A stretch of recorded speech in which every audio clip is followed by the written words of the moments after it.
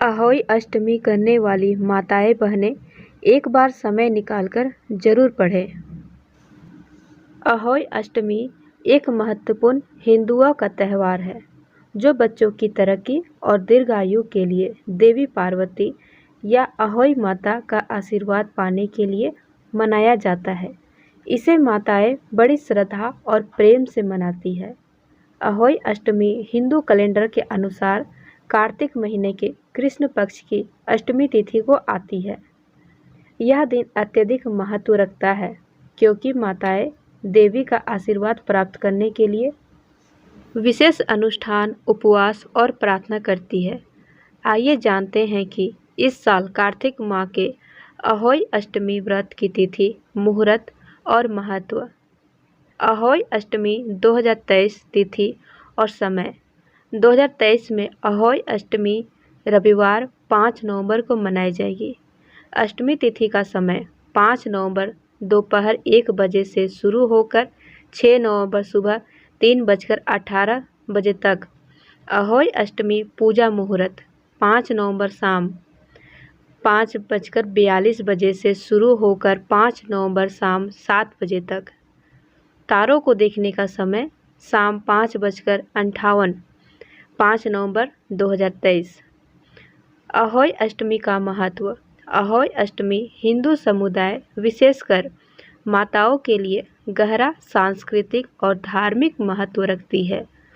अहोई अष्टमी का व्रत माताएं अपने बच्चों की भलाई और लंबी उम्र के लिए देवी अहोई माता का आशीर्वाद और सुरक्षा पाने के लिए करती है।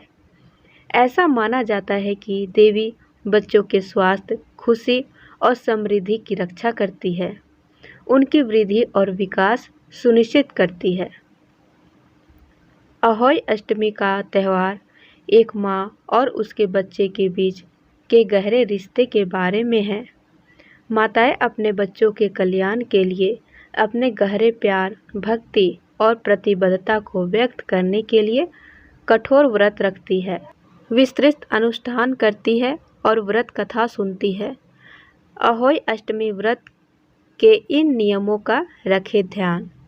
नंबर 1, अहोई अष्टमी के दिन सबसे पहले व्रत रखने वाली माताएं ब्रह्म मुहूर्त में उठकर स्नान कर ले। नंबर 2, इसके बाद स्वच्छ वस्त्र धारण करें और हाथ में जल लेकर व्रत का संकल्प ले। नंबर 3, व्रत का संकल्प लेने के बाद अहोई माता की तस्वीर को अपने पूजा घर की चौकी पर स्थापित करें। नंबर 4, अहोई माता की तस्वीर स्थापित करने के बाद उनको रोटी और चावल का भोग लगाएं और हाथ में गेहूं के 7 दाने रखकर अहोई माता की कथा को सुने। नंबर 5, उसके बाद अहोई माता की आरती करें और उनसे हाथ जोड़कर प्रार्थना करें। ऐसा करने से अहोई माता सुख समृद्धि का आशीर्वाद देती है और माताओं की संतान पर उनकी कृपा सदैव बनी रहती है। नंबर 6, अहोई अष्टमी व्रत के समय पूरे दिन निर्जला व्रत रखें और सूर्यास्त के बाद सायंकाल के समय तारे निकलने के बाद उनकी पूजा करें। उसके बाद ही अपना व्रत खोलें। नंबर 7, तारों को अर्घ्य अर्पित करें, फिर उनको धूप दिखाकर उनकी पूजा करें। नंबर 8, अहोई अष्टमी व्रत के दौरान किसी की निंदा ना करें और अहोई माता की कथा का गुणगान करें। नंबर 9, अहोई अष्टमी की पूजा के समय बच्चों को भी साथ में बैठाएं और अहोई माता को प्रसाद चढ़ाएं। प्रसाद चढ़ाने के बाद उसे अपने बच्चों को अवश्य दें। अहोई अष्टमी व्रत के दिन 5 नवंबर 2023 रविवार के दिन की शाम को तारे शाम के 5:58 पर उदय होंगे। इन तारों को देखकर ही अहोई अष्टमी व्रत को खोला जाएगा। अहोई अष्टमी के दिन ना करें ये गलती। नंबर 1, व्रत के दिन माताएं इस बात का ध्यान रखें कि वह मिट्टी से जुड़ा कोई काम ना करे। इसके साथ ही बगीचे में भी किसी भी कार्य को इस दिन के लिए टाल दें। नंबर 2, हर पूजा से पहले गणेश जी की पूजा की जाती है। इसलिए अहोई अष्टमी की पूजा करने से पहले गणेश की पूजा जरूर कर ले।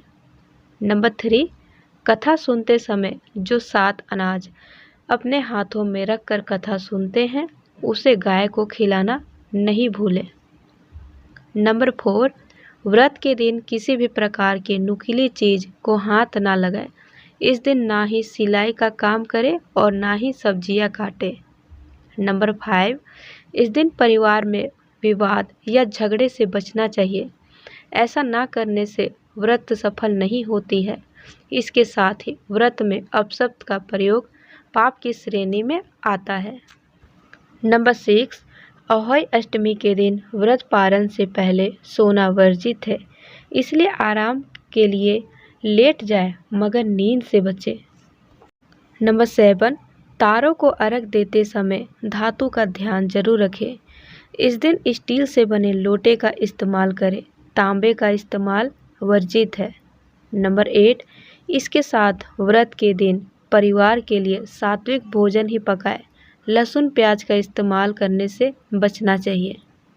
नंबर 9, इस दिन काले, सफ़ेद और भूरे रंग के कपड़े नहीं पहनने चाहिए। नंबर 10, ब्राह्मण को दान दक्षिणा देना नहीं भूले।